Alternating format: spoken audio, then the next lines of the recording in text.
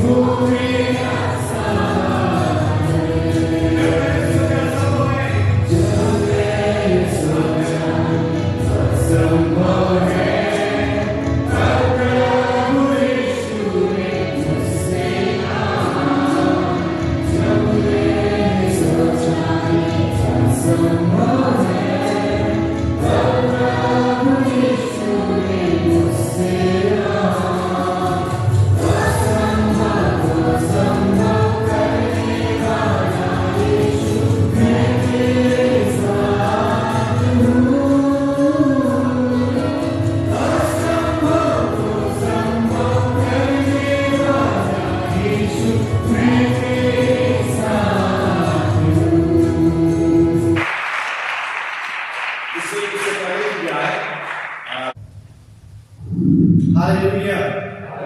Praise the lord. प्रभु यीशु मसीह के अनुपम नाम में हम सभी का फिर से एक बार आज की रविवारी आराधना में स्वागत करते हुए परमेश्वर का धन्यवाद करना चाहेंगे कि फिर से एक बार उस खुदा बाप ने एक सुंदर अवसर मेरे जीवन में दिया कि आपके समक्ष खड़े होकर परमेश्वर के कलाम से मैं मुनादी करने पाऊँ। साथ में हमारे mister pastor doctor Matthew Thomas जो भी परमेश्वर की सेवा के लिए बाहर है, मैं उनका भी शुक्रिया अदा करना चाहूंगा जिन्होंने यह समय मुझे दिया, ये मंच दिया कि परमेश्वर के वचन की सेवा मैं इस रीति से यहाँ पर करने पाऊँ। इसलिए उनका भी, उनके पूरे परिवार का धन्यवाद करना जो हमारे लिए एक बड़ी आशीष का कारण है। और हमेशा अपने शब्दों के द्वारा, अपने सहयोग के द्वारा, अपने व्यवहार के द्वारा, अपने जीवन के द्वारा हमें वो प्रोत्साहित करते रहते हैं। पास्टर विल्सन ने पिछले संडे इस बात को कहा कि क्रिसमस कहां पहुंच चुका है, याद है किसी ने? संदेश के आरंभ में कहा हुआ है दहलीज पर, राइट? जो दरवाजा होता है हमारे घरों में, उसके जो सामने का पोर्शन होता है एकदम इमीडिएट उसको बोलते दहलीज। तो अगर वो दहलीज में तक पहुंचा तो आज कहां पहुंच गया? आज क्रिसमस कहां पहुंच गया? एक पैर अंदर आ गया है। हालेलुया।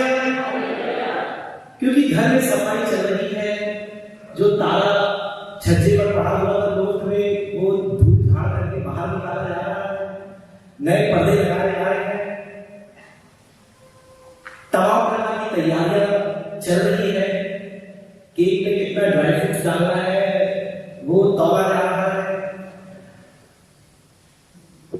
नए कपड़े लिए जा रहे हैं, मार्केट में लोग दिख जाते हैं आजकल। तो जब ये सारी बातें चल रही है तो मालूम चल गया कि क्रिसमस बिल्कुल एकदम निकट सामने ही हमारे घर है। और सबसे एक घटना इस ख्रिस्त जन्मोत्सव को विशेष बनाती है वो प्रभु यीशु मसीह का जन्म है। क्रिसमस वर्ड में वो निहित अर्थ आपको नहीं मिलता क्योंकि क्राइस्ट मास उसका मीनिंग कुछ और होता है, लेकिन जो हम हिंदी में बोलते हैं ख्रिस्त जन्मोत्सव, इसमें वो निहित अर्थ दिखाई देता है कि यीशु मसीह का जन्म इस पूरे उपलक्ष्य का एक मुख्य आधार है, कारण है और उद्देश्य।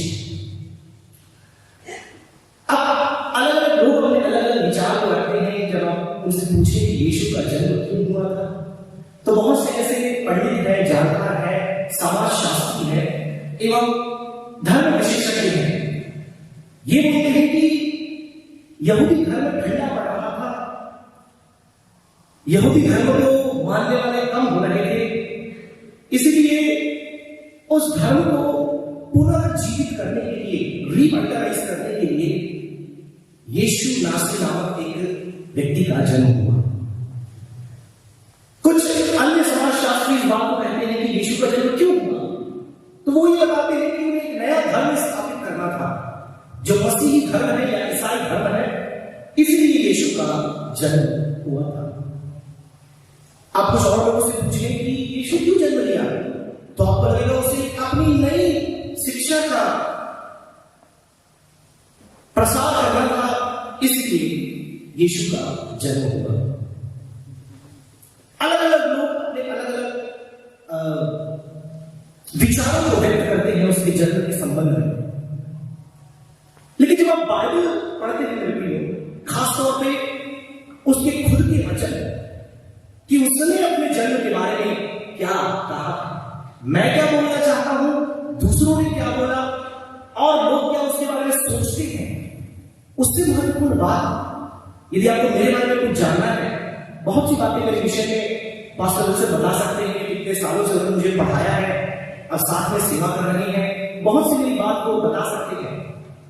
आप मेरे परिवार में जाकर किसी से पूछे, मेरे भाई की बैठी है, बहुत सी बातें आपको बता देंगे, लेकिन अगर वास्तविक सत्य आपको जानना है कि सत्य का जन्म क्यों हुआ, तो वो सत्य ही आपको बता सकता है कि उसका जन्म क्यों हुआ। Praise the Lord. आज सुबह जब तैयार हो रहे थे बहुत मुश्किल हो गई, जैसे ही वॉशरूम में गए, नहाना था क्योंकि नहाने में चर्च नहीं आते, चाहे बर्फ भी गिर जाए, पानी खत्म हो गया। अब स्वाभाविक से पानी खत्म हो तो वाइफ को फिर आवाज आ रही है, मोटर चालू करो। कुछ लोग हंस रहे हैं, वो समझ नहीं आएगा क्या होने वाला है। जैसे ही वो मोटर चालू करने गए, लाइट चली।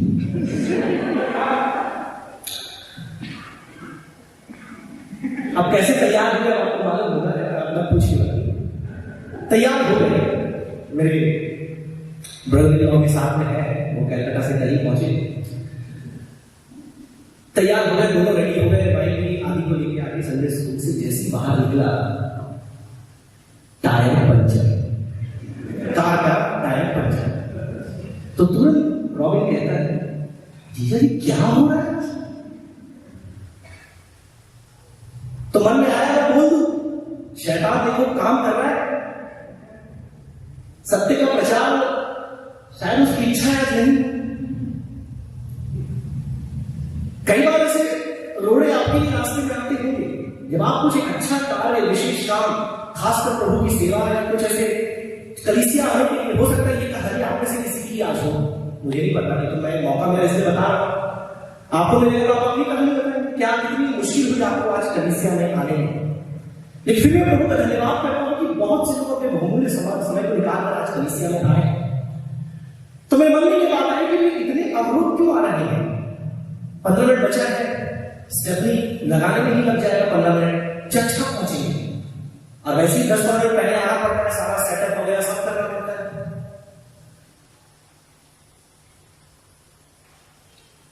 कई बार इन तमाम बातों के बीच में एक आत्मिक जोड़ हम लगाने की कोशिश करते हैं, और वो कई बार जरूरी भी होता है ताकि हम जीवन की घटनाओं को परिभाषित कर सकें। जब प्रभु यीशु मसीह के बारे में हम देखते हैं, मैंने जैसे कहा, लोग कई विचारों को रखते हैं कि आखिर उसका जन्म क्यों हुआ, लेकिन बाइबल में एक शास्त्र भाग है जहां पर स्वयं प्रभु यीशु मसीह बताता है कि उसका जन्म क्यों हुआ। मेरा आत्मिक जन्म यदि मैं आपको बताऊं तो एक ऐसी कलीसिया में हुआ जहां पर क्रिसमस नहीं मनाया जाता था। वहां पर क्रिसमस के दिन 25 तारीख को कोई सभा नहीं होती थी। हो सकता है आप में से कई लोग ऐसी कलीसियाओं से आए होंगे या कोई विद्यार्थी हमारे हो जो ऐसी कलीसियाओं से संबंध रखते हो। वहां कोई क्रिस्त जन्मोत्सव का मतलब मीटिंग्स या सभाएं या मिलना मिलाना तमाम प्रकार की बातें नहीं, कैरल सिंगिंग, ये सारी बातें जो आप देखते नहीं होंगे। धन्यवाद अलेक्जेंडर हिस्लॉप का, जो हमारे विद्यार्थी समझ जाएंगे कौन है। उन्होंने 100-200 साल पहले एक पुस्तक लिखी, टू बेनिफिट्स। धन्यवाद उनका। उन्होंने क्रिसमस को या यीशु मसीह के जन्म को तमाम प्रकार के गैर मसीही विचारों के साथ जोड़ दिया। Saturnalia, moon god, sun god, Babylonian, all this thing. तो बहुत से लोग जो ये मानते हैं उनका रुख इस ख्रिस्त जन्मोत्सव के लिए बहुत ही विपरीत होता है, बहुत ही नेगेटिव होता है। क्रिसमस की बात जैसे ही करो तो बाप रे, अरे ये क्या, बाइबल में तो कहीं भी नहीं है, क्या त्योहार तुम मना रहे, कोई विशेष दिन ऐसी बात है नहीं, क्या कह रहे हो। तो बहुत से लोग एक नेगेटिव रुख, मैं ये बोलना चाहता हूं क्योंकि मैं बोलना चाहता हूं मैं क्रिसमस के बारे में क्या सोचता हूं, मेरे क्या विचार है, इसलिए ये स्पष्ट करना बहुत जरूरी है। तो बहुत से लोग बहुत ही नेगेटिवली इस उपलक्ष्य को देखते हैं क्योंकि उनकी धारणा कुछ और है। जैसे मैंने बताया, कुछ लेखक कुछ ऐसे विचारों को लेकर के वो ऐसा मानते हैं कि ये मसीह का जन्म नहीं वरन किसी और अन्य किसी देवी देवताओं का जन्म है, इसलिए वो इससे दूर ही रहते हैं। बट फॉर पॉजिटिव नोट, ये ख्रिस्त जन्मोत्सव एक ऐसा दिन है जो मैंने अपने जीवन के अनुभव में देखा है। इस दिन सुसमाचार के लिए हर कोई खुदा, इस दिन यदि आप एक ट्रैक्ट लेकर के बाइबल लेकर के एक सुसमाचार लेकर किसी के पास जाए तो कोई मना नहीं करता। यहां तक कि जो प्रिजन है, जेल, बंदीगृह, वहां भी हम लोग गए, आज के दिन वो भी खुल जाता है ताकि प्रभु यीशु मसीह का वचन केक के बहाने उन तक पहुंचाए। यदि हम मेरी सोच की बात करें, मैं ये मानता हूं कि ख्रिस्त जन्मोत्सव को मनाना हर एक मसीह के लिए केवल जरूरी नहीं बल्कि अनिवार्य होना चाहिए, क्योंकि इसके द्वारा आप उन लोगों तक उस सत्य के वचन को लेके जा सकते हैं that you cannot do otherwise। ये वो बहाना है जिसके द्वारा हम प्रभु यीशु मसीह के जन्म की खुशियों को और उसके अर्थ को समाज में लोगों तक लेकर के जाए। और सब खुले रहते हैं, कोई आपको नहीं रोकेगा, मुझे अब तक किसी नहीं रोका। हमारी रैली आप देख सकते हैं, कैरल सिंगिंग रैली के द्वारा हम प्रभु यीशु मसीह के बारे में प्रभु का धन्यवाद हो, हम उस जन्म के खुशियों को लेकर के जाते हैं। तो मैंने ये बात क्यों बोला कि कुछ लोग हैं यहाँ अलग अलग पृष्ठभूमि से आए हैं, आपकी कलीसियाओं में ये बात आपको बताई नहीं होगी, इसलिए मैं क्लैरिफाई करना चाहता हूं। That we don't look at Christmas as a festival. सरकारी छुट्टी है, thank God for that. But we look at Christmas as an opportunity to share the gospel. And that's what we do. फिर जब हम कलीसिया से हम अलग हुए, अलग अलग स्थानों में गए, लगभग 12-13 साल से भारत के अलग अलग जगहों पर हम ख्रिस्त जन्मोत्सव के समय गए, सेवकाई की, तो मैंने ये देखा है कि इससे अच्छा अवसर सुसमाचार प्रचार प्रसार के लिए हो ही नहीं सकता पूरे वर्ष। इसलिए उसका पूरा फायदा आप उठाए, भले केक बनाए ना बनाए, तारा लगाए ना लगाए, क्रिसमस ट्री बनाए ना बनाए, नए कपड़े पहने ना पहने, लेकिन कोशिश ये करें किसी न किसी तरह प्रभु के जन्म की खुशी, उसकी सूचना, उसके सत्य को हम पहुंचा पाए। आइए बिना समय गंवाए आज के उस शास्त्र भाग में हम पहुंचेंगे जहां पर स्वयं प्रभु यीशु मसीह हमें बता रहे हैं कि उसका जन्म क्यों हुआ है। यूहन्ना रचित सुसमाचार उसका 18 अध्याय हम खोलेंगे और 33 आयत से लेकर उसकी 38 आयत तक। मैं चाहूंगा माइक के लिए किसी के पास पहुंच गया है तो पढ़ने में कृपया सहायता करें। यूहन्ना रचित सुसमाचार 18 अध्याय पद 33 से लेकर पद 38। तब पिलातुस फिर किले के भीतर गया और यीशु को बुलाकर उससे पूछा, क्या तू यहूदियों का राजा है? यीशु ने उत्तर दिया, क्या तू ये बात अपनी ओर से कहता है या दूसरों ने मेरे विषय में तुझसे यह कहा है? पिलातुस ने उत्तर दिया, कल क्या मैं यहूदी हूँ? तेरी ही जाति और प्रधान याजकों ने तुझे मेरे हाथ सौंपा है, तूने क्या किया है? यीशु ने उत्तर दिया, मेरा राज्य इस संसार का नहीं। यदि मेरा राज्य इस संसार का होता तो मेरे सेवक करते कि मैं यहूदियों के हाथ सौंपा न जाता, परंतु मेरा राज्य यहाँ का नहीं। पिलातुस ने उससे कहा, तो क्या तू राजा है? यीशु ने उत्तर दिया, तू कहता है कि मैं राजा हूँ। मैंने इसलिए जन्म लिया और इसलिए संसार में आया हूँ कि सत्य की गवाही दूं। जो कोई सत्य का है वह मेरा सत्य सुनता है। पिलातुस ने उससे कहा, सत्य क्या है? और आगे की आयत में लिखा है कि उसने यीशु में कोई भी दोष नहीं पाया और वहां से चला गया। मेरे प्रियो, जो इस शास्त्र भाग को आप पढ़ते हैं, आपको कुछ बातें अचानक से आपके सामने दिखाई देगी जिसमें प्रभु यीशु मसीह और पिलातुस की चर्चा है। पिलातुस के बारे में यदि बात करें तो पिलातुस उस यहूदिया साम्राज्य का राज्यपाल था और ये राज्यपाल तिबेरियस, जो उस समय का सम्राट था, उसके द्वारा नियुक्त किया जाता था। और इस पिलातुस के पास इतना अधिकार था कि ये ना केवल किसी को मृत्यु दंड दे सकता था, वरन यहूदी महायाजकों के द्वारा यदि किसी को मृत्यु दंड दिया गया है तो उसे वो फल मिल सकता था। उसमें इतनी ताकत थी, क्योंकि अब जो यहूदी है वो अपनी सत्ता के अधीन नहीं है, वरन इस समय यहूदी जो है वो रोमी सत्ता के अधीन पाए जाते हैं। जैसे मैंने आपको बताया कि जो यहूदी धर्म है इस समय बहुत से समाजशास्त्रों के मुताबिक अंत की कगार पर था, तो ये मानते हैं कि यीशु का जन्म हुआ कि वो पुनर्बहाल कर सके, क्योंकि पहले आपको पता है यूनानियों ने उन पर प्रभुता किया, उनका साम्राज्य चला।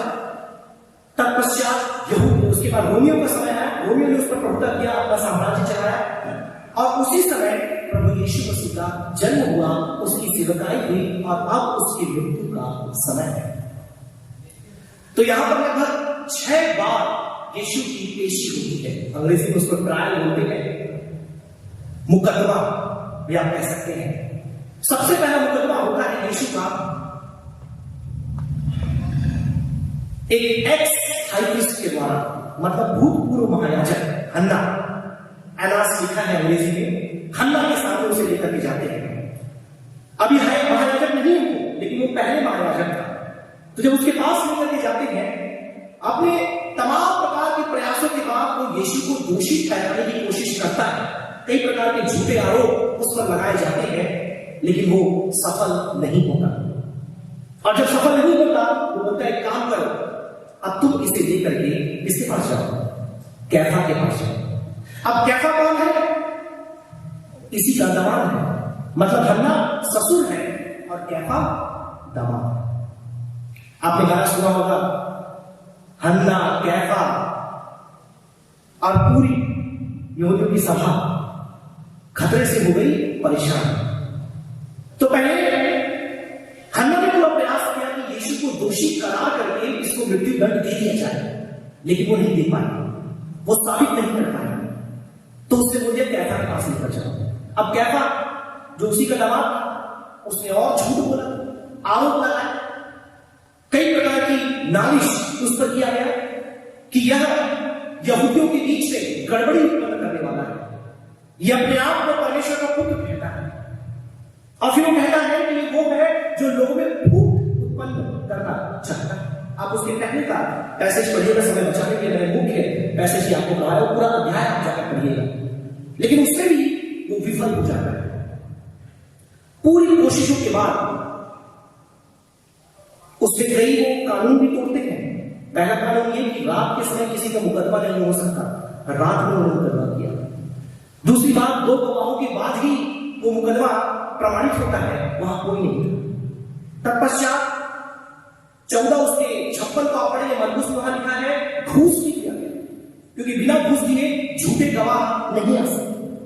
फिर वो कहता है तमाम प्रकार के इन आरोपों के बाद वे प्रमाणित नहीं कर पाए कि यीशु को मृत्यु दंड दिया जाना चाहिए। तो हन्ना थक गया, कैफा थक गया। अब बोले अब क्या करें? अब लेकर के चलते हैं गवर्नर के पास, राज्यपाल के पास। और राज्यपाल कौन था? पोंतियस पिलातुस। अब ये जो पिलातुस था मैंने आपको बताया, इसका एक ही उद्देश्य था, अपने सम्राट की आज्ञा मानो और यहूदियों को खुश रखो, क्योंकि यहूदियों को खुश नहीं रखोगे ये गड़बड़ी उत्पन्न करोगे। तो उन्हें खुश रखने के लिए वो बोला लेके आने के क्या करना है बताओ मुझे। उसके सामने वो झूठ बोलने लगे कि देखो इसने ऐसा किया, इसने वैसा किया, इसने तमाम प्रकार की झूठी बातें यीशु के खिलाफ उन्होंने पिलातुस को बताई। जब ये सारी बातें बता रहे थे सब कुछ पिलातुस सुना और सुन करके अपने उस कोर्ट में जहां वो मुकदमा चल रहा था यीशु के साथ वो आकर खड़ा हुआ। और अब जो इस पूरे विषय का मुख्य वार्तालाप शुरू होता है और ये वार्तालाप बहुत ही दिलचस्प है। क्यों ये वार्तालाप दिलचस्प मैं बताना चाहता हूं? क्योंकि इस वार्तालाप में कुछ ऐसी बातें हैं जो पूरे वार्तालाप जितने भी आप बाइबल में आपने कहीं भी सुना होगा, आपने शायद ये नहीं लिखा होगा। इसमें केवल 7 वाक्य हैं। 7 वाक्य मतलब एक बात पिलातुस बोलता है, फिर एक बात यीशु बोलता है, फिर एक बात पिलातुस कहता है, फिर यीशु कहता है, फिर पिलातुस, फिर यीशु और अंत में पिलातुस कहकर वहां से चला जाता है। इन 7 वाक्यों में आप गौर यदि करें 5 तो प्रश्न है। इसका शुरू भी प्रश्न से होता है और इस वार्तालाप का अंत भी प्रश्न से होता है। मैंने आज तक कभी ऐसा वार्तालाप कहीं भी नहीं देखा, मैंने कभी किया भी नहीं किसी से। आखिर कैसे किसी वार्तालाप का आरंभ प्रश्न से हो सकता है और अंत प्रश्न से हो सकता है? आरंभ भले ही प्रश्न से हो, लेकिन अंत एक अफर्मेटिव स्टेटमेंट के द्वारा होना चाहिए। लेकिन it starts with the question and ends with the question. और इसी वार्तालाप के लिए आप देखिए प्रभु यीशु मसीह अपने जन्म के उद्देश्य को बताता। मैं चाहता हूं छोटे बच्चों से लेकर के बड़े आज जो यहां बैठे हैं आज इस बात को समझ लें यीशु के शब्दों में, मेरे शब्दों में नहीं, या किसी विचारशील व्यक्ति के शब्दों में नहीं, वरन यीशु के शब्दों में कि आखिर उसका जन्म क्यों। जैसे ही देखिए पिलातुस अंदर आता है तमाम प्रकार की उसके विषय में आरोपों को सुनने के बाद, और आते ही यीशु से प्रश्न करता है। पढ़िए क्या कहता है। पिलातुस ने उससे कहा तो क्या तू राजा है? यीशु ने उत्तर दिया तू कहता है कि मैं राजा हूं। सबसे पहला प्रश्न जो पिलातुस, क्योंकि वो वहां पर उसका मुकदमा करने वाला है, इसलिए वो आरंभ करता है और पूछता है are you the king of juice? क्योंकि यहां इंग्लिश में लिखा है, हिंदी भी प्रचार होगा, इसलिए जो हिंदी नहीं जानते हमारे कोई हाईलैंड बाइबल कॉलेज के वो देख पाए, इसका अंग्रेजी में डाला है। सबसे पहला क्वेश्चन करता है कि क्या तू यहूदियों का राजा है? अब इसका उत्तर क्या बोलना चाहिए यीशु को? सामान्य रूप से जो हम सोचते हैं प्रश्न करते हैं, सीधा प्रश्न पूछा सीधा उत्तर मिलेगा, लेकिन ऐसा नहीं होता रियल लाइफ में। कई बार प्रश्न करने वाले की बुद्धि को खोलने के लिए दूसरा क्वेश्चन करना होता है। केवल हमारे कॉलेज में स्टूडेंट ही सोचते हैं सर मैंने एक क्वेश्चन किया था, आपने मुझे दूसरा क्वेश्चन किया, मुझे उत्तर तो दो। उत्तर इंपॉर्टेंट नहीं, उस प्रश्न को पहले जो आपने किया है आपके लिए समझना इंपॉर्टेंट है।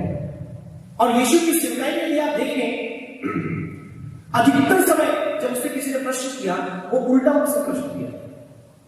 एक उदाहरण, यीशु के पास आकर के पूछे कि यीशु हमें कैसे कर देना चाहिए कि नहीं देना चाहिए? तो वहां पर यीशु ने बोला दो नहीं, मत दो नहीं। उसने क्या बोला? किसका चित्र बनाया इंडिया से? पहले ये बताओ किसकी फोटो लगी है? यीशु उससे प्रश्न करता है, क्या बोलता है यीशु? वो कहता है do you say this by your own और someone else has to do this? क्या तू ये अपने आप इस बात को कहता है, मानता है या सोचता है, या फिर किसी ने तुझे बोला है इसलिए तू मुझे बोला? यहां भी प्रभु यीशु मसीह का प्रयास क्या है? उसे सुसमाचार सुना। वो कहता है तू क्या सोचता है मेरे बारे में? तो जैसे यीशु इसको बोलता है तू क्या सोचता है मेरे बारे में, वो फिर वहां पर एक तीसरा प्रश्न करता है। देखो अब तक उत्तर नहीं आया है, प्रश्न की सीरीज चल रही है। अगला क्वेश्चन क्या करता है?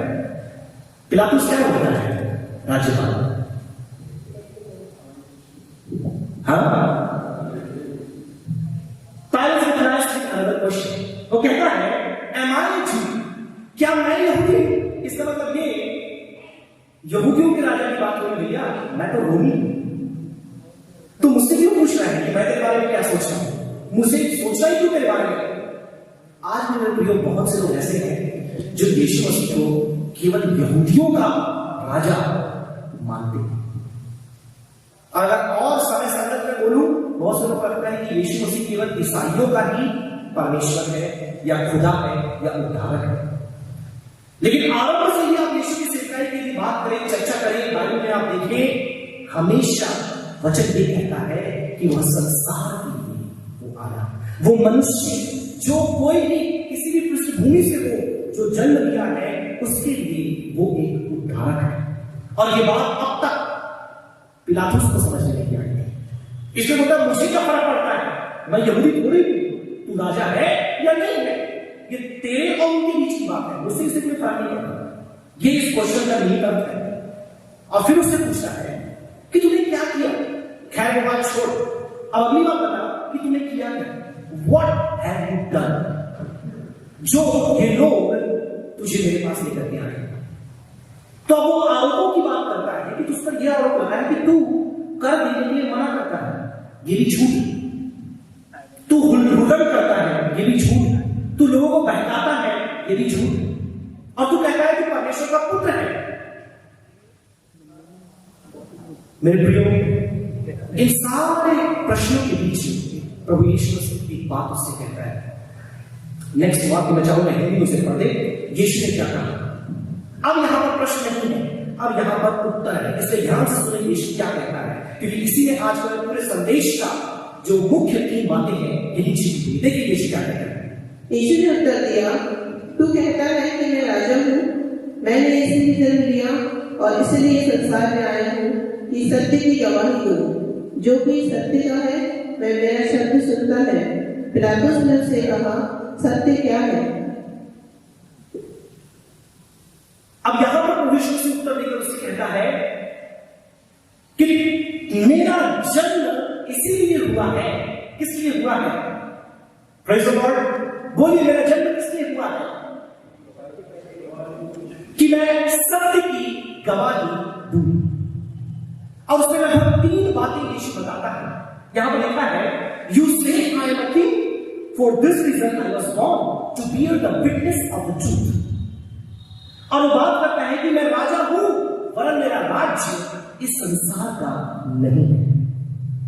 इन केस पायलट में फील इनसिक्योरिटी, उसे खास सुरक्षा का एहसास होने लगा हुआ कि अब ये नया राजा यहां पर आ रहा है, क्योंकि वो यीशु को आत्मिक दृष्टिकोण से नहीं देख रहा, लेकिन वो यीशु को एक राजनीतिक दृष्टिकोण से देख रहा है कि यह एक अपना शासन, अपना प्रभुता यहां स्थापित करना चाहता है। जैसे मैंने बताया, बहुत से समाजशास्त्री, धर्मज्ञानी इस बात को मानते हैं कि यीशु अपनी सत्ता स्थापित करने के लिए आया था, लेकिन यहां पर यीशु स्पष्ट करता है कि मैं कोई भी सांसारिक सत्ता या एक राज्य स्थापित करना मेरा उद्देश्य नहीं है। इसलिए तू कभी ये ना सोचा कि मैं राजा हूं परंतु संसार का नहीं। Thank God for this silence. क्या किया भाई? बहुत पहले करना था आपको। वो कहता है कि मेरी सत्ता जो है, मेरा राज्य जो है, इस संसार का नहीं। और फिर आगे कहता है, मेरा जन्म इस सत्य को बताने के लिए। और फिर बताता है वो, एवरीवन ऑफ द सत्य सुनता है, जो सत्य का है। Those who belong to truth listen to me। तीन बातें मेरे पास लगभग 35 मिनट है। तीन बातें मैं आपके बीच में रखना चाहूंगा, और मेरा ये उद्देश्य है कि आज हम यीशु की जुबानी इस बात को सीख लें कि आखिर उसने हमारे मध्य में जन्म क्यों लिया। तो ना केवल हम इस बात वरन जब हम लोगों से मिलते हैं और हमें प्रभु भी मौका देता है सुसमाचार बताने का, हम उन तक इस बात को पहुंचा सकें कि यीशु का जन्म क्यों हुआ। इस ख्रिस्त जन्मोत्सव में इस वर्ष होने पाए हमारे सेलिब्रेशन में एक अर्थ, एक नींव रहने पाए। मेरी वाइफ मुझसे बोलती है, अरे आप कितना तैयार करते हो, पहले आप ये लिखते हो, वो लिखते हो, फिर पावर पॉइंट बनाते हो, फिर बैठते हो, बंद करते हो, सारी बातें करते हो। मेरी वाइफ आके बोलती है, कितना तैयार करोगे? मैं बोला, मुझे तुम्हें प्रचार करना है ना, मैं बिल्कुल तैयार करने की जरूरत नहीं है, मैं सपने से उठकर भी प्रचार कर सकता हूं तुमको। लेकिन ये मैसेज YouTube और Facebook के माध्यम से अलग अलग लोगों तक पहुंचने होता है, right? So it is very important कि हम जो भी कर रहे हैं बड़ी सतर्कता, सफाई और समान प्रयास जो हम लगा सकते हैं उसके द्वारा करें, ताकि जब कोई भी इस संदेश को सुने तो मसीह के जन्म के बारे में बेहतर तरीके से समझ नहीं पाए। इसलिए क्या कहते हैं, प्रयास करने का है। तो मेरी वाइफ को प्रचार करना है,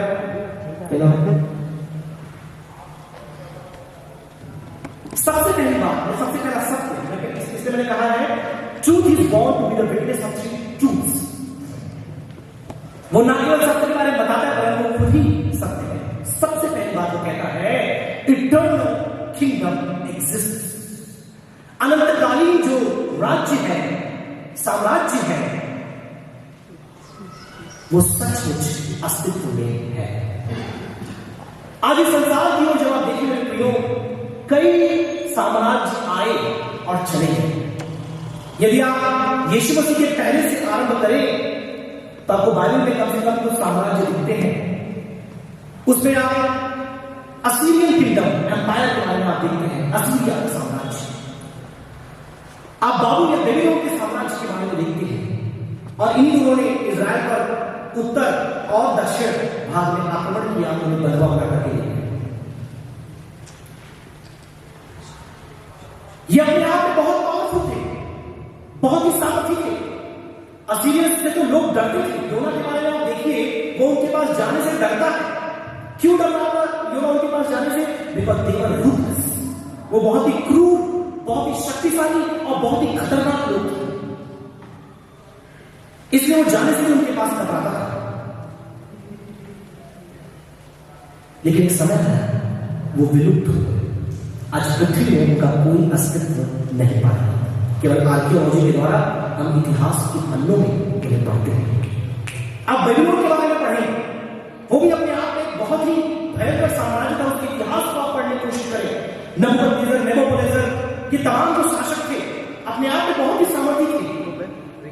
और यदि आप हमारे साथ PCI कन्वेंशन में थे तो छत्तीसगढ़ से जो प्रचारक आए थे, आप लोग हंसते हुए, मुझे पता है, प्रभु जानता है, मैंने कुछ भी बता नहीं किया। शायद छत्तीसगढ़ सुन के आप हंस रहे हो, या कुछ लोगों ने कान में तेल डाला होगा उस रात में, वो इसलिए हंस रहे होंगे। उन्होंने बात बेबीलोन के बारे में अच्छे से हमें बताया था, इतिहास के बारे में कि वो क्या था, कैसा था। लेकिन आज उसका भी कोई अस्तित्व नहीं। अब आगे बढ़ेंगे, आपको मालूम चलेगा यूनानी लोग, ग्रीक किंगडम, ग्रीक एम्पायर, और एक बहुत ही प्रसिद्ध जो उनका शासक था अलेक्जेंडर द ग्रेट, सिकंदर महान। आज भी हम लोग स्कूलों में उन किताबों को, उसके इतिहास के बारे में पढ़ा है। वो इतना भयंकर था कि समुद्र की ओर उसने देखा और उसने कहा कि अगर तू जमीन होता, यदि तू भूमि होती, मैं तुझ पर कब्जा कर लेता और अपनी सत्ता तुझ पर ले जाता। उसने ऐसा बोला था। लेकिन भारत आया, कुछ तो बोलते मच्छर काट लिया, मैं वापस जा रहा था, उसके पापा की डेथ हो गई थी। ट्रेडिशन बताते हैं, बाकी नहीं पता मच्छर काटा कि कुत्ता काटा, बट ही इज नो मोर। आज उसका कोई अस्तित्व नहीं है, खत्म, चैप्टर क्लोज। और जब मरा तो बताते हैं ट्रेडिशन के अनुसार उसके हाथों को बाहर रखने के लिए बोला था, ताकि लोग इस बात को देख पाए कि खाली इस दुनिया में आया था और खाली हाथ इस दुनिया से सिकंदर महान। आगे बढ़ेंगे तो रोमी लोग आते हैं, रोमन्स, जो यीशु के जन्म के समय तक, उसके बाद तक प्रभुता कर रहे थे। उन्हें किलिंग मशीन कहा जाता था। किलिंग मशीन मतलब लोगों को मारने वाली एक मशीन थी। इतना खतरनाक उनका सेना था, बताया जाता है उनके जैसा सेना ना पहले था ना उसके बाद। इतना तगड़ा, ऐसा इंफ्रास्ट्रक्चर, ऐसे रोड्स, ऐसी इमारतें बनाई कि बड़ा कहावत आप उसके बारे में सुनते हैं कि Rome was not built in a day.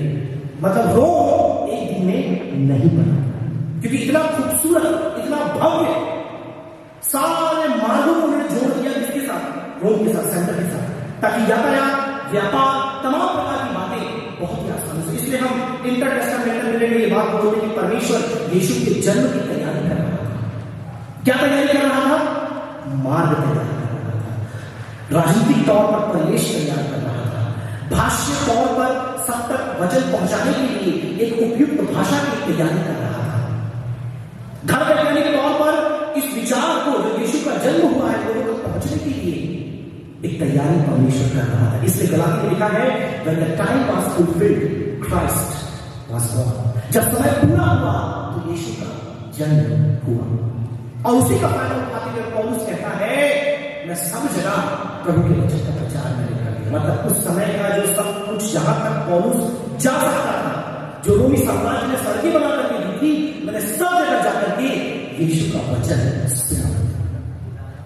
लेकिन आज रोमी साम्राज्य केवल लिमिटेड सत्ता है Rome, that is also controlled by church, state. फिर नई एम्पायर आया, ओटोमन एम्पायर आया, मुगल एम्पायर आया, कई प्रकार के एम्पायर आए, इवन ब्रिटिश गवर्नमेंट आया। कोई भी आज अस्तित्व में नहीं। बड़े बड़े शासक, प्रभुता करने वाले सम्राट और सब कोई आए, but none of them exist today. मेरे प्रियो, इसीलिए आज समय आ चुका है कि यीशु की बातों को मानते हुए हम संसारिक साम्राज्य से अपनी निगाहों को हटाकर उस अनंत काल के साम्राज्य की ओर देखें। पिलातुस को यह समझाना बहुत जरूरी था कि आज जो तू घमंड करके हम पर प्रभुता करता है, गवर्नर बन करके, और तेरा जो सम्राट है टिबेरियस हम पर सम्राट बनके एक दिन आएगा that you will come to nothing। तुम्हारा शासन चला जाएगा, लेकिन जो मेरा शासन है इसीलिए इस संसार, इस दुनिया का नहीं। It's not a material kingdom, it's an eternal kingdom, एक अनंतकाल का राज्य है, और तुम्हें अपने आप को उस राज्य के तैयार करना है। और न केवल तुम्हें अपने आप को तैयार करना है, वरन तुम्हें जाकर के लोगों को बताना है कि एक अनंत काल का साम्राज्य है जो तुम्हारे लिए, मेरे लिए है, हम सभी के लिए है। हर एक मनुष्य जिसका जन्म इस पृथ्वी पर हुआ, वो किसी भी पृष्ठभूमि से, भाषा से, रंग से, के स्थान से क्यों ना हो, यीशु मसीह उसके लिए जन्म लिया। तत्पश्चात वहां पर दूसरी बात बताता है, जो तीसरे पॉइंट में हम थोड़ा ज्यादा समय स्पेंड करेंगे, इसलिए दो बातें मैं जल्दी बताकर उस पर जाना चाहता हूं, क्योंकि that is pretty more relevant to our context. दूसरी बात, जीसस इज द किंग। दूसरी बात कहता है कि मेरा जन्म इसलिए हुआ कि ना केवल उस राज्य के बारे में बताऊं, वरन मेरा जन्म इसलिए हुआ क्योंकि मैं एक राजा हूं। This is very very important. Yeshu राजा है। हम गीत गाते हैं राजाओं का राजा, प्रभु का प्रभु, लेकिन अब तक पिलातुस और यहूदियों को विश्वास नहीं हुआ था कि यीशु राजा है, और जिसको विश्वास हुआ था वो ये मानते थे कि ये रोमी साम्राज्य को हराएगा, पराजित करेगा और एक संसारिक सत्ता यहां पर स्थापित करेगा। लेकिन जब वो खुद मरने की बात करता है तो आधे फॉलोअर तो ऐसे कम हो गए, और जब वो पकड़वाया गया, पेशी उसकी हुई, जो उसके खुद के चेहरे में भी छोड़ के चले गए। पता है क्यों? क्योंकि अब तक वो इस बात को नहीं समझ पाया कि वो राजा है तो कहां का राजा है, और अगर राजा है तो मरने क्यों वाला है? ये पहला राजा जो अपने मरने की बातें कर रहा है, ये कैसा राजा है? ना यहूदी से ग्रहण कर पाया, ना अन्य जातियों से ग्रहण कर पाया। यहां तक इसके अपने चेले जो 3.5 साल उसके साथ घूमे, सारे चमत्कारों को देखा, वचनों को सुना, और गहरी वचन की गहराई की बातों को भी सुना, बट यहां पर आप देखिए वे सब त्याग गए। और इसी अध्याय का पढ़ना बहुत ही दिलचस्प है। 2 बार पतरस का इनकार जो उसने किया वो इसी अध्याय में, आप जाकर पढ़िए कि मैं नहीं जानता कि कौन है यीशु राजा, और दूर की बात है, मैं तो जानता नहीं। मेरे प्रिय, कई बार हम भी अपने जीवन को बहुत ही मटीरियल लैंग्वेज में समझने की कोशिश करते हैं, भौतिक, सांसारिक। अगर राजा है तो राजा की प्रजा आज परेशान क्यों है? अगर राजा है, जैसे पास्टर विल्सन की पिछले संडे भी कहा, इस संडे भी कहा, ये क्रिस जन्मोत्सव तो आ रहा है, लेकिन बहुत से परिवार वालों के लिए इसे मनाना थोड़ा मुश्किल, थोड़ा कठिन है। और कारण बताया मैंने, this is time of lot of expenses. ये वो समय है जब बहुत खर्चे होते हैं, मतलब दूसरी भाषा में जेब ढील हो जाती है। अब वो जेब ढील होने के भरना जरूरी है, राइट। और कई बार बहुत मुश्किल हो जाती है, बच्चों के लेना है, अपने लेना है, सेलिब्रेट करना है, तैयारियां करनी है, सजाना है, पड़ोसी के लिए एक जन है, वो भी केक के लिए बैठा होगा। You know, the lot of things, you know, that we have to do. कई बार बहुत मुश्किल हो जाता है। फिर थोड़ा और आगे बढ़े तो दुख, परेशानी, जैसे आज ही खबर मिली, सुबह मुझे फोन आया, उस बेटी का जन्म दिवस है और वहीं उसको अस्पताल में भर्ती किया। आपके परिवार में क्या समस्याएं चल रही मुझे नहीं पता, लेकिन हाथ आप सबने उठाया जब गुप्त प्राप्त करने के लिए कहा गया। बहुत से दुख, बहुत सी परेशानी, बहुत सी पीड़ाओं से आप भी होकर के जब जाते हैं, ये प्रश्न आपके मन में आता है, मेरा राजा है क्या? Where is my king? If he is a real king, why am I this problem? अगर वो सच में राजा है तो ये समस्याएं मेरे जीवन में क्यों है? मैं आपको कहना चाहूंगा मेरे प्रियो, उसका साम्राज्य मटीरियल, भौतिक नहीं। He is an eternal king and his kingship, उसका जो साम्राज्य है वो अनादि काल का है। वो एक ऐसा राजा है जिसने आपको चुना, आपको बुलाया, आपको उद्धार दिया कि आप उसके साथ हमेशा हमेशा के शासन करें।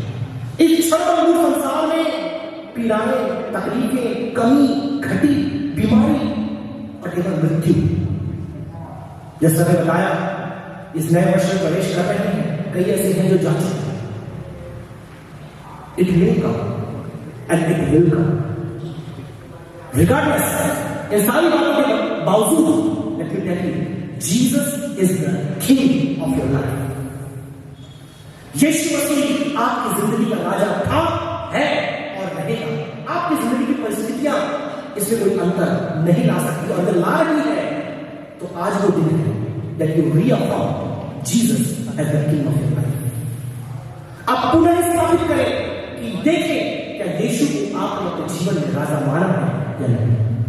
और यदि राजा माना है तो उसका मान, सम्मान, उसकी आराधना, उसकी प्रशंसा और उसकी सेवा कहाँ है?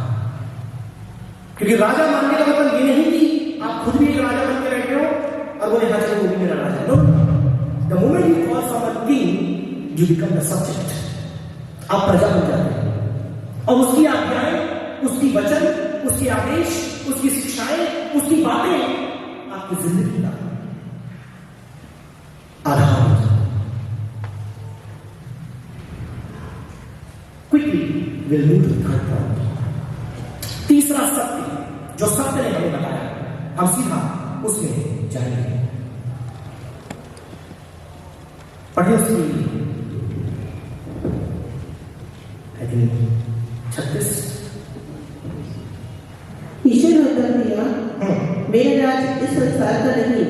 यदि मेरा राज्य इस संसार का होता तो मेरे सेवक करते कि मैं यहूदियों के हाथ सौंपा न जाता, परंतु मेरा राज्य यहाँ का नहीं। पिलातुस ने उससे कहा, तो क्या तू राजा है? यीशु ने उत्तर दिया, तू कहता है कि मैं राजा हूँ। मैंने इसलिए जन्म लिया और इसलिए संसार में आया कि सत्य की गवाही दूं। जो कोई सत्य का है वह मेरा शब्द सुनता है। तीसरा सत्य या तीसरी बात जो सत्य हमें बताता है वो ये है कि people belong to truth, listen to truth. जो लोग सत्य के हैं वे सत्य की सुनते हैं। अब सत्य की बात करें तो बहुत ही इंटरेस्टिंग है, क्योंकि एक बहुत ही बड़े दर्शन शास्त्री ने ऐसा कहा कि सत्य इतना रेयर है कि झूठ के द्वारा उसकी सुरक्षा करनी पड़ती है। The truth is so rare and precious that sometimes you have to protect it with the bodyguards of lies. हमें कैसे दुनिया में जीते? आपको लग रहा होगा नहीं सर, आपको गलत बोल रहे हैं। इसलिए फिर से एक बात है, आपकी मेरी बात नहीं करते, इस संसार की बात हम करते हैं। एक सर्वे हुआ जिसे बार्ना रिसर्च कहा जाता है। इंडिया में तो उतना रिसर्च सर्वे होता नहीं क्योंकि अपना R&D बहुत ही हाई स्तर पर है, लेकिन ये सारी चीजें वेस्टर्न कंट्रीज में होती हैं, इसलिए वहां का उदाहरण मैं आपको देता हूं। तो रिसर्च हुआ कि पता लगा कि क्या कोई मानता है सत्य है, कितने लोग मानते हैं सत्य है। तो रिसर्च हुआ, फिर ये बात माना गया कि जो 66% लोग हैं उनका कहना यह है कि सत्य या एब्सोल्यूट ट्रूथ है ही है। फिर एक दूसरा रिसर्च हुआ journal of basic and applied psychology में, वो ये बताया कि अगेन अमेरिकन वेस्टर्न कंट्री बता रहा हूं क्योंकि हमारे देश में जैसा हम करते हैं, जो मानना है हम मान लेते हैं, लेकिन वहां रिसर्च होता है तब लोग मानते हैं, शो होता है, राइट। वहां बोलते हैं कि औसतन 10 मिनट में एक जो व्यक्ति है वो 3 झूठ बोलता है। कितने झूठ? 3। मैं आपको नहीं बोल रहा झूठा, ना आप मुझे बोल रहे हैं, मैं आपको शोध बता रहा हूं, और किसके ऊपर हुआ उसका नाम आपको नहीं पता होगा ताकि वो झूठा ना रहे। एक औसतन व्यक्ति 10 मिनट में कितने झूठ बोलता है? 3। और सामान्य झूठ जो अधिकतर लोग बोलते हैं हमेशा बोलचाल में, व्यवहार में, उसमें से कुछ सत्य मैं आपके सामने रखूंगा। यदि आप ऐसा बोलते होंगे तो फिर हाथ उठाना, नहीं बोलते होंगे तो फिर हंसते रहना। सबसे पहली बात, जब कोई पूछते भाई कैसे है, I am fine, nothing wrong, सब ठीक है, कुछ भी गड़बड़ नहीं। कितनी बार ऐसा हमने बोला है और हमें मालूम है कितनी तकलीफ, परेशानी, गड़बड़ चल रही। आदि को हंसते, मैं बोला था अगर आप ऐसा करते तो हाथ उठाना, नहीं करना तो हंसते रहे। वो हंसना भी हम समझ जाएंगे मतलब क्या है। How many times somebody asked you how you are and you said I'm fine, nothing wrong. जब कोई नया कपड़ा पहन के आता है, भले ही बहुत पटपटा लग रहा हो, और अरे क्या दिख रहा है यार,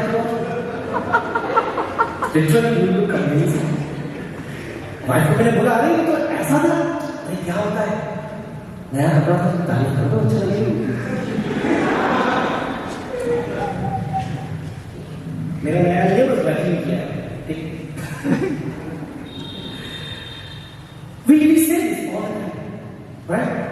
कई बार लोगों को खुश करने के लिए, कई बार अपना काम दिखाने के लिए भाई बोल देते।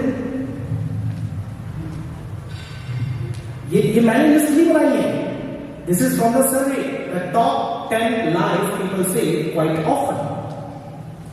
आई कॉल यू राइट बैक, मैं अभी फोन करता हूं, बस अभी नहीं करता, अभी फोन करता हूं। 10 दिन के बाद वो अभी आते हैं। And we all say we do it. I am on my way, मैं रास्ते में हूं, फोन करके भाई कहां पहुंचा, टाइम हो गया शो का, बस रास्ते में हूं, और बाल्टी लेके बाथरूम जा रहे हैं, बस रास्ते में निकल गया, बस एकदम ट्रैफिक है, इधर है उधर, बस, और बाजू में जो बैठा है वो भी देख रहा है घर से निकला है। And I know why you are laughing. We have done it. I will be there in 5 minutes. मैं बस 5 मिनट में वापस। कितने लोगों ने मुझे बोला और 55 मिनट तक वो दिखा नहीं। Many times I have done, except Dr. Thomas. उन्होंने बोला 5 मतलब 4.5 मिनट में वहां।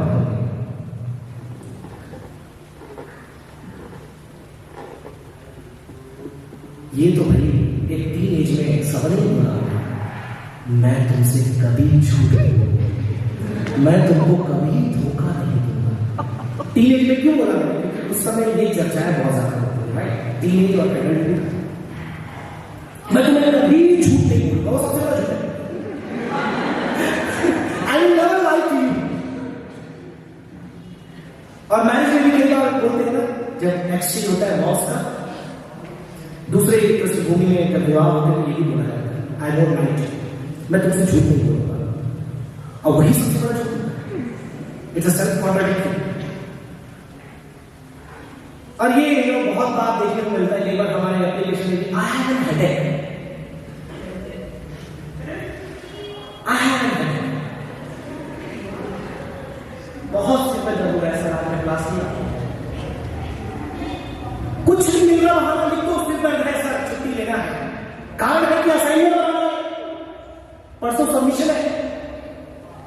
क्या बोले, वैलिड रीजन होना चाहिए ना, डाल दो सर, क्योंकि होता ही रहता है। We have love, glad to see you. कई बार लोग घर आते हैं, काम चल रहा है, जब कुछ दरवाजे में दिख गए, अरे बहुत खुशी हुई, आप आ गए, आइए आइए घर में बजा रहे, काम छोड़ करके कहा अभी आगे के समय खैर आगे मैं बोले मेरे कुछ मुझे याद आ रहा है जल्दी। प्रेइंग फॉर यू, हम आपके लिए प्रार्थना कर रहे हैं। दिस इज स्पिरिचुअल, हम आपके लिए प्रार्थना कर रहे हैं।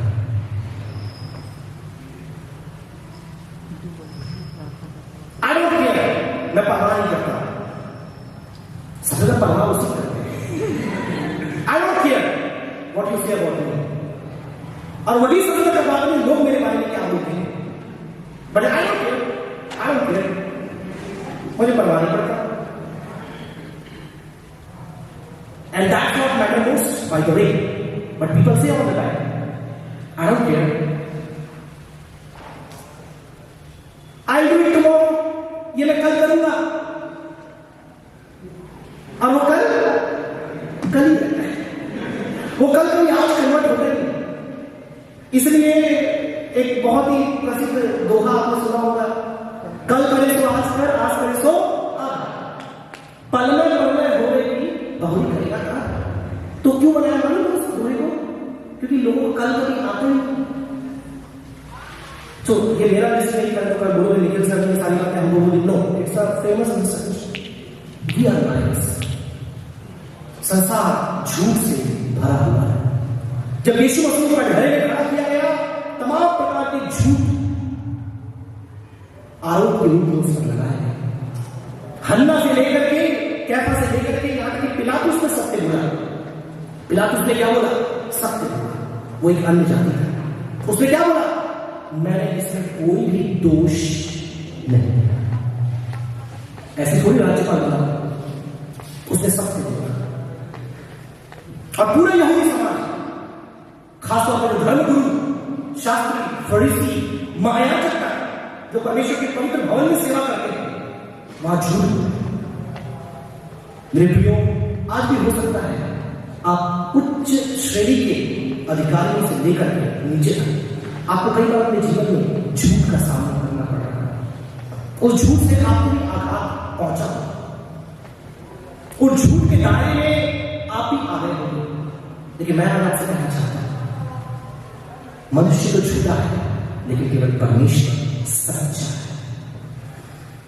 और वो सत्य देहधारी होकर के हमारे बीच आए, और उस सत्य ने हमें सत्य के बारे में जानकारी दी, और आज उस सत्य पर विश्वास करके हम उस सत्य के मार्ग में चलते हैं, ताकि अनंतकालीन सत्य के निवास में हम पहुंच जाए। और ये सत्य हमें असत्य तक पहुंचाता है, और यही सत्य है जो लोगों के जीवन को स्वतंत्र करेगा। क्योंकि यही सत्य है कि जब ने कहा कि मैं मार्ग और सत्य और जीवन, मेरे बिना कोई पिता के पास नहीं पहुंच सकता। लेकिन मेरे प्रियो, इस असत्य से भरी दुनिया में सत्य का बताने वाला आज परमेश्वर चाहता है। आज हम लोगों से पूछिए, सत्य के बारे में अलग अलग विचार पाए जाते हैं। People have different opinions about truth. कई बार हम लोग अपने हिसाब से सत्य की परिभाषा निकाल लेते हैं। एक होता है प्रैग्मेटिक ट्रूथ, ये जो साइंस है हम लोग विशेषकर मानते हैं, जो सत्य काम कर रहा है वही सत्य है, आगे पीछे कुछ नहीं देखना। इसको बोलते हैं व्यवहारिक सत्य, मतलब जो मेरे लिए काम कर रहा है। यदि चोरी करके मेरा घर चल रहा है, चोरी करके रहो, चोरी अच्छी बात है, क्योंकि चोरी करने से मेरा घर चल रहा है, तो मेरे लिए क्या है? वो प्रैक्टिकल है। So for me it's true, existential truth, जिसको अस्तित्व संबंधी सत्य बोलते हैं। What I feel is true, मुझे लगता है कि ये सत्य है, मेरा दिल इससे कह रहा है। अरे उस दिल के चक्कर में कई मर गए आत्महत्या कर करके। ये दिल के चक्कर में था ना, ये भावना वहीं से आती है। इमोशनल ट्रूथ, मुझे लगता है यार वो मुझसे प्यार करता है, मुझे लगता है कि वो मुझसे प्यार करता है, मुझे लगता है कि वो मेरा साथ नहीं छोड़ेगा। ये जो लगना है ना, it's known as existential. I feel, मुझे एहसास हो रहा है, मुझे आभास हो रहा है। अरे तुम्हारा एहसास आभास सब फालतू की बात है। यही एहसास आभास में लोग डूब गए, मर गए, लेकिन आज लोग इसके पीछे भाग रहे हैं। Then you see the majority, बहुत ही लोग इसको सत्य मानते हैं, वही सत्य है। A lot of people believe that something is true, वो सत्य है।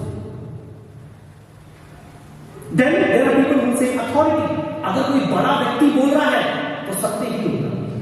और पता है सबसे सत्य कौन बोल रहा है?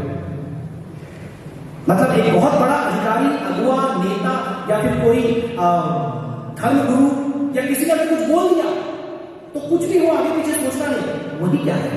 सत्य। And then you have views of truth, right? सत्य का नजरिया। सबसे पहले उसमें आता है रिलेटिविज्म, जो आज बहुत पॉपुलर है। पोस्ट मॉडर्न कल्चर ने हमारे बीच में ऐसे जवानों को प्रभावित किया है कि आज तक के जवान क्या बोलते हैं? सत्य क्या है? संबंधित है, रिलेटिव है, सापेक्षवाद भी कहा जाता है इसे। एब्सोल्यूट ट्रूथ नहीं, सारे ट्रूथ रिलेटिव है। मतलब जो आपके लिए सत्य है वो हो सकता है मेरे लिए सत्य ना हो। रिलेटिविज्म पोस्ट मॉडर्न कल्चर में ये हमारे भारत में यूनिवर्सिटीज, कॉलेजेस, स्कूल्स के अंदर बच्चों के दिमाग में भर दिया गया है। मैं आज बात करना चाहता हूं, ये संदेश केवल बड़े बुजुर्ग नहीं है, छोटे बच्चों को बताना चाहूंगा कि यदि कोई आपको आदत है जो सत्य आपके लिए सत्य है वो आपके लिए, मेरे लिए नहीं है, आप उसे बोले। आप ना केवल बाइबल के आधार पर गलत है, लेकिन आप दर्शन के आधार पर गलत है। देखो, denying absolute truth puts you in a place of illogicity. आप अतार्किक हैं यदि आप यथार्थ सत्य पर विश्वास नहीं करते। आगे बढ़ेंगे सब्जेक्टिविज्म, मतलब व्यक्तिपरक सत्य। There is no objective truth, मतलब वस्तुपरक कोई सत्य है ही नहीं। जो सत्य है दुनिया के अंदर है, दुनिया से बाहर कोई सत्य नहीं। कोई परमेश्वर, कोई स्वर्ग, कोई अनंत साम्राज्य, यीशु राजा है ही। देखो, there is no objective reality, so there is no objective truth, everything is subjective. अब आगे बढ़े एग्नोस्टिसिज्म। अब ये एग्नोस्टिसिज्म बहुत इंटरेस्टिंग है। ये बोलते हैं अज्ञेयवाद, मतलब आप सत्य को जान ही नहीं सकते। बहुत से लोग मानते हैं सत्य को आप जान ही नहीं सकते। आप कैसे जानोगे सत्य क्या? बता, चलो। अज्ञेयवाद मतलब ज्ञान को अर्जित नहीं किया जा सकता। पढ़े लिखे लोग मानते हैं इन बातों को। मैं आपको कहना चाहता हूं, you can not know what is truth. Then pluralism, बहु सत्यवाद, मतलब सत्य एक नहीं, सत्य 25 है। अब कैसे? एक ने बोला, सर यहां पर लिखा है बी अ वॉरियर, मतलब एक धावक या युद्ध करने वाले बनो। दूसरा कहता नहीं, वहां पे लिखा है बी अ वॉरियर। तीसरा कहता नहीं, वहां पे लिखा है बी अ सोल्जर। चौथा कहता नहीं सर, वो भी लिखा है, वहां पे लिखा है बी अ फार्मर। अब ये जो है ना प्लूरलिज्म वाले, ये बोलेंगे ये सब सही है। वो योद्धा जो बोल रहा है वो भी सही है, जो किसान बोल रहा है वो भी सही है, जो चिंतक बोल रहा है वो भी सही है, और जो बाकी लोग बोल रहे हैं वो भी सब सही है। पता नहीं कैसे लोग ऐसा यूज रखते हैं। इसलिए कई बार दर्शन करना भी जरूरी है। ना केवल बाइबल के आधार पर गलत है, but according to philosophy also you are wrong. You are absolutely wrong. अनेक सत्य नहीं है। सत्य by definition has to be exclusive, single, one, not multiple. हाँ, आपको करेला अच्छा लगता है, वो आपके लिए सबसे अच्छा सब्जी हो, आपके लिए सत्य है। मुझे भिंडी अच्छी लगती है, मेरे लिए सत्य है। हो सकता है किसी को मेथी भाजी पसंद हो, उसके लिए वो सत्य हो। लेकिन यहाँ स्वाद की बात नहीं चल रही, यहाँ पर कपड़ों की बात नहीं चल रही, यहाँ पर लाइफ और अस्तित्व की बात चल रही है। Here you cannot play your taste and flavor, but you should know that there is an exclusive truth, and this has to be told by somebody outside of this earth. इसीलिए यीशु को मनुष्य रूप लेकर जन्म लेना पड़ा, सत्य देहधारी हुआ, और वो सत्य हमें सत्य का मार्ग दिखाया, और आज उस सत्य में चल करके हम उस सत्य तक पहुंच सकते हैं। Praise the Lord, hallelujah. मेरे प्रियो, जब झूठ से हम भरे हुए हैं, झूठ हमारे चारों ओर है, हम खुद कई बार झूठ बोलते हैं, झूठ कहते हैं, झूठ सुनते हैं और मालूम है झूठ सुन रहे हैं, फिर भी हालेलुया प्रेज द लॉर्ड बोल देते हैं और उसको मान लेते हैं, उसके पीछे चल लेते हैं, बाद में वहीं पर मुखरी दबा देते हैं। बट रिमेंबर, जब ये अनंत जीवन की बात आती है, you can not play this game. आप ये खेल नहीं खेल सकते। I wish I had some more time to explain more a bit about it. लेकिन सीधा हम चलते हैं यूहन्ना जिस सुसमाचार जो आज हमारा पुस्तक है, यहां पर भी आप देखेंगे कि यूहन्ना जिस शब्द का इस्तेमाल करता है, बेसिकली यूहन्ना में आपको डुअलिज्म बहुत देखने को मिलता है। द्वि विचारवाद, मतलब वो बात करता है ज्योति के बारे में, एक तरफ अंधकार के बारे में, एक तरफ ऊपर के बारे में, एक तरफ नीचे के बारे में, एक तरफ यीशु के बारे में, एक तरफ शैतान झूठ के बारे में, एक तरफ सत्य के बारे में। डुअलिज्म आपको यूहन्ना की इंजील में बहुत देखने को मिलता है। तो सत्य के लिए जो शब्द इस्तेमाल वो करता है, वहां पर वो वर्ड कहता है अलिथिया। अब ये अलिथिया जो शब्द है, यदि आपको ये समझना है तो इसका मतलब होता है अनहार्ड, मतलब कुछ चीज जो है उसे क्या करें, छुपा है उसे सबके सामने खोल कर। यीशु मसीह ने यही किया। लोग परमेश्वर के राज्य के बारे में अनभिज्ञ, अनजान थे, यीशु ने उसके बारे में बताया। यीशु के बारे में ऐसे राजा लोग अज्ञात थे, लेकिन यीशु ने लोगों को बताया कि वो राजा है। सत्य के बारे में लोग अनजान थे, लेकिन यीशु ने प्रकट किया और बताया वो सत्य मैं हूं और मैंने तुम्हारे लिए अपने प्राण को दिया है और तुम पापी हो और मुक्ति तुम से पाओगे। लेकिन जब आप इब्रानी भाषा देखिए, उसमें बड़ा दिलचस्प शब्द आया है एमेट, या एमेट कुछ लोग बोलते हैं। ये शब्द और भी अच्छा है जो प्राइम में इस्तेमाल किया गया है। उसका मतलब होता है सत्य वो है आप जिस पर निर्भर हो सकते हैं। सत्य वो है आप जिस पर आश्रित हो सकते हैं। सत्य वो है that could be relied on और dependent upon। जब पास्टर से बता रहे तमाम चुनौतियों के बीच में जब उस गीत को गाया जा रहा था, सारी समस्याएं परेशानियां हैं, लेकिन आप एक नाम है जिस पर निर्भर हो सकते हैं। एक ऐसा व्यक्ति है आप जिस पर आश्रित हो सकते हैं। इन तमाम मुश्किलों के बीच में, तंगियों के बीच में, इन तमाम प्रकार की आर्थिक मंदियों के बीच में, क्योंकि आर्थिक मंदी तो और बढ़ेगी, we are facing a very difficult time. मुश्किलातें और बढ़ेंगी, सताव और बढ़ेंगे, विरोध और बढ़ेगा, परेशानियां और आएंगी। और जो लोग देख रहे हैं कि आज क्या हो रहा है हर इस तरह पर, मेरे प्रियो मैं आपको बताना चाहूंगा, आपको लग रहा होगा मैं किस पर विश्वास करूं, मैं किस पर निर्भर हूं, मैं किस पर आश्रित हूं। क्योंकि सारे पिलर आपको ढांके हुए दिखाई दे रहे होंगे। जिंदगी का कोई भी खंभा आपका ढह जाए, लेकिन याद रखिए एक चट्टान, एक जो खंभा है, यीशु नामक सत्य है, आप उस पर निर्भर हो सकते हैं। हालेलुया। आपके जीवन की तमाम विकट परिस्थितियों के बीच में you can rely on that truth that is Anant rock of my salvation. मेरे उद्धार की चट्टान मेरा प्रभु यीशु। मेरे बीमारियों के बीच में मेरा पालनहार, मेरा छुड़ाने वाला मेरा यीशु मसीह है। मेरे परेशानियों के बीच में मेरा मजबूत चट्टान मेरा यीशु मसीह है और मैं उस पर भरोसा करता हूं।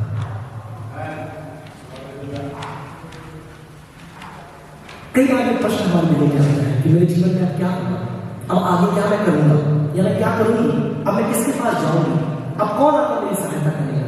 You come to the point of zero. और ये आप सबके जीवन में ये समय आया होगा, लेकिन हम बहुत जल्दी वो भूल जाते हैं और फिर हम नए बातों में चलने लगते हैं। लेकिन भूल जाते हैं कि मैं जब जीरो में आ गया था, वहां से फिर मैं कैसे बाहर निकला। तो आपके भविष्य के लिए एक सम्मान यू कैन रिलाई। मैं ये नहीं बोलूंगा कि किसी अगुए पर या अपने माता पिता पर या किसी और हम पासवान पर लो। The one single most important thing that you can rely on is the truth Jesus. और आपके जीवन की हर एक परिस्थिति में वो सत्य है, सत्य है। चाहे हंस रहे हो वो सत्य है, चाहे आप रो रहे हो वो भी सत्य है। क्योंकि लेकर कहता है घर रात को रोना पड़े, सुबह जरूर हंसेंगे। वो जब रो रहे थे तब भी सत्य था, जब हंस रहे हो तब भी वो सत्य है। जब आप घूम रहे थे वो सत्य था, जब बिछोने में आप पड़े हैं तब वो क्या है, सत्य है। आमीन हालेलुया। उस सत्य को कोई बदल नहीं सकता और एक ऐसा सत्य है जो लोगों को बदल देता है। Praise the Lord hallelujah. आज हम प्रभु की सेवा कर रहे हैं, आपके बीच में खड़े, आज आप लोग कलीसिया में हैं। Why? because you are changed by that truth. वो सत्य के द्वारा आप बदलेंगे। मेरे 5 मिनट और है। तो इस जो अलिथिया को यूहन्ना है बहुत दिलचस्प रीति से डेवलप करता है। वो अपने पहले अध्याय से आरंभ करता है और कहता है कि ये जो यीशु मसीह है, ये अनुग्रह और सत्य से परिपूर्ण होकर के इस दुनिया में आया है। आप पढ़ेंगे उसमें 1:14 में लिखा है, राजा के पढ़िएगा। फिर उसके बाद 1:17 में आप पढ़ेंगे, कहता है ट्रूथ केम थ्रू जीसस। फिर उसने बोला सत्य जो है वो यीशु के द्वारा इस जगत में आया। फिर वो आगे बोलता है the truth will set you free. ये जो सत्य है वो आपको स्वतंत्र करेगा। किससे स्वतंत्र करेगा? आपके पापों से स्वतंत्र करेगा। आमीन, हालेलुया। आपके पाप के बोझ से आपको मृत्यु से स्वतंत्र करेगा। आपकी जिंदगी में जो व्यवहारिक पाप है आपको उससे स्वतंत्र करेगा। आपकी बीमारी से, आपके रोग से, आपकी तकलीफों से, आपकी परेशानियों से, आपके जीवन की हर एक समस्या से वो आपको क्या करेगा? स्वतंत्र करेगा। आमीन, हालेलुया। स्वतंत्र पाए हुए लोग अपने हाथों को उठाकर बोले हालेलुया। उसने हमें स्वतंत्र किया है, इसलिए उसकी स्तुति हो। आमीन, प्रेज द लॉर्ड। हालेलुया मतलब होता है यहोवा की स्तुति हो, बिकॉज़ ही हैज फ्रीड अस। किसके द्वारा? सत्य के द्वारा। फिर वो कहता है आगे, ultimately I am the way, the truth and the life. और वो सत्य कोई और नहीं वरन मैं स्वयं। You see the developing of the idea. मेरे प्रियो, आज वो समय आ गया है कि हम सत्य के बन जाए। किसे पढ़ने में बताया आपको? सत्य के लोग उसकी सुनते हैं। And this is what Christmas application में जो आपको देना चाहता हूं कि यदि आप यीशु के राज्य में जाना चाहते हैं, यदि आप यीशु को अपना राजा मानते हैं, तो आपको सत्य के बनना पड़ेगा। सत्य बोलने वाले नहीं, दुनिया में सत्य बोलने वाले बहुत सारे लोग हैं पाए। राजा हरिश्चंद्र, आप यदि उनके बारे में पढ़ेंगे तो सत्यवादी उन्हें कहा जाता था और सत्य रहे होंगे, मैं विश्वास करता हूं। मेरे दादा जो थे वो मंदिर के पुजारी थे, लेकिन वो सत्य बोलते थे बहुत। कभी वो झूठ नहीं बोलते थे, सत्य बोलते थे। और कई बात उन्होंने हमें बताई और बहुत ही समाज में एक इज्जत प्राप्त व्यक्ति थे, क्योंकि वो झूठ नहीं बोलते। उनके बहुत कम मित्र थे, परिवार के लोगों से कम बात करते थे, क्योंकि वो सत्य बोलते थे। सत्य कड़वा होता है, सत्य चुभता है और सत्य बहुत मुश्किल से हमें सुनने को मिलता है। Truth is vital but truth is rare. सत्य महत्वपूर्ण है, लेकिन सत्य बहुत कम है। तो दुनिया में सत्य बोलने वाले बहुत है।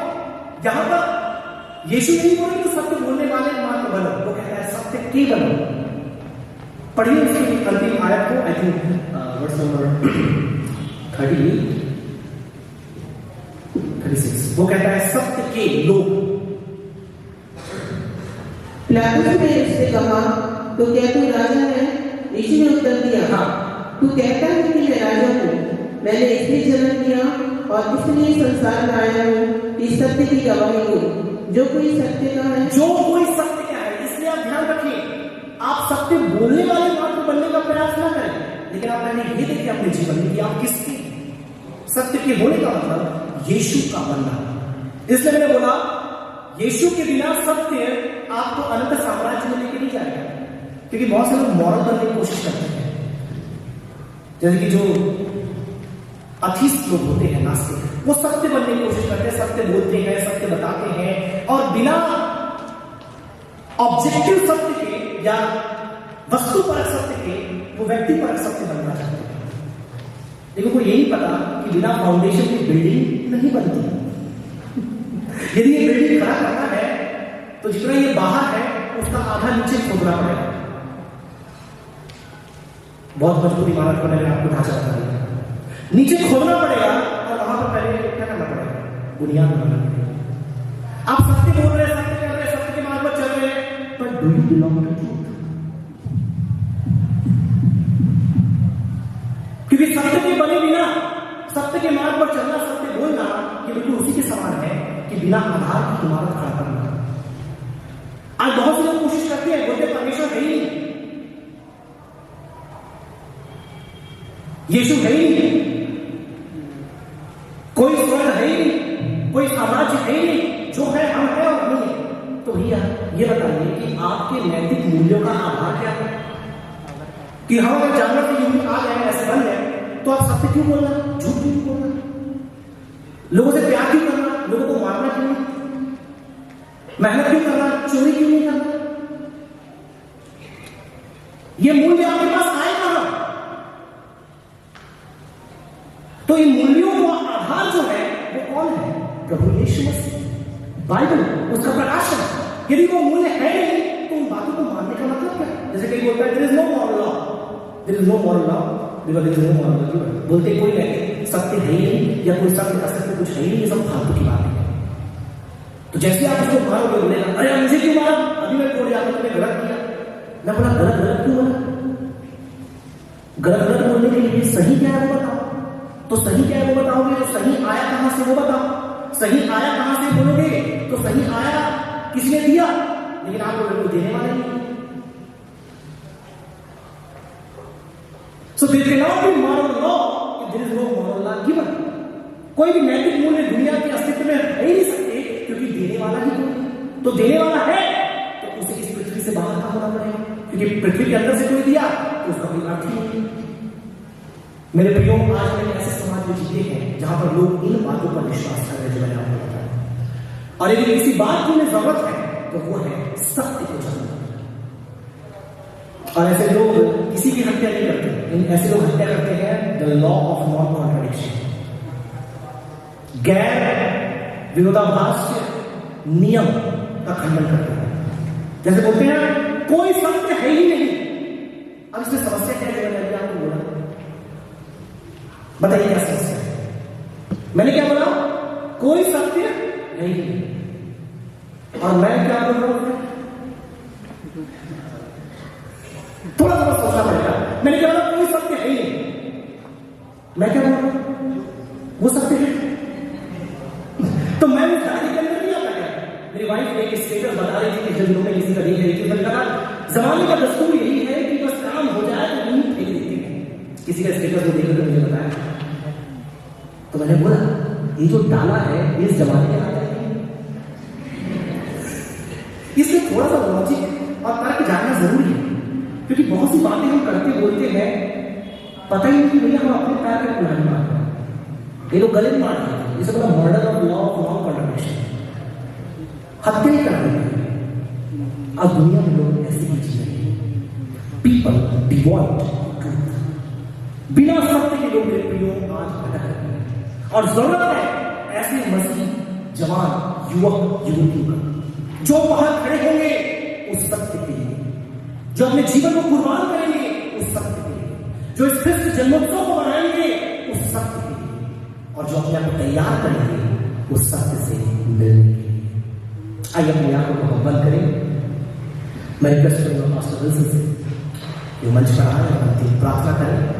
लेकिन इससे पहले जब तक वो मंच पर आते हैं, मैं चाहूंगा हम अपने आप को बंद करें, अपने हृदय में इस विचार को बंद करें। जो संदेश आज मैंने सुना है, बहुत सी बातें बताने की कई स्लाइड मैंने स्किप कर दिया, लेकिन मैं ये मानता हूं पवित्र आत्मा जो संदेश हम तक पहुंचाना था उसने पहुंचा दिया। इस बात का अंगीकार करें कि आज मैं किस साम्राज्य के लिए अपने आप को तैयार कर रहा हूं। मैं संसारिक साम्राज्य के लिए अपने को तैयार करूं, मेरी आंखें संसारिक साम्राज्य की ओर है या फिर स्वर्गीय राज्य की ओर है। मैंने अपने जीवन का राजा अपने आप को माना है, किसी इंसान को माना है कि मैंने यीशु को अपने जीवन का राजा माना है। और उस यीशु को मैंने राजा माना है तो क्या मैं उसकी आराधना, उसकी उपासना, उसकी आज्ञाओं को मानते हुए उसके लिए अपने जीवन को जीता हूं? क्या मैं सत्य का हूं या मैं केवल सत्य बोलने वाला हूं? क्या मैंने अपने आप को सत्य पर निर्भर किया है? और क्या उस सत्य को मैं सुनने के तैयार हूं? यीशु ने कहा जो सत्य की है वो मेरी बातें सुनते हैं। और यीशु की बातें सुनने का मतलब तुम मेरे शिष्य बनो, मेरे चेले बनो, मेरे वचन का तुम प्रचार करो। वे लोग जो परेशानी, तकलीफ, बीमारी और वेदना में है उन तक सत्य के संदेश लेकर के जाओ। और यही है ख्रिस्त जन्मोत्सव का उद्देश्य।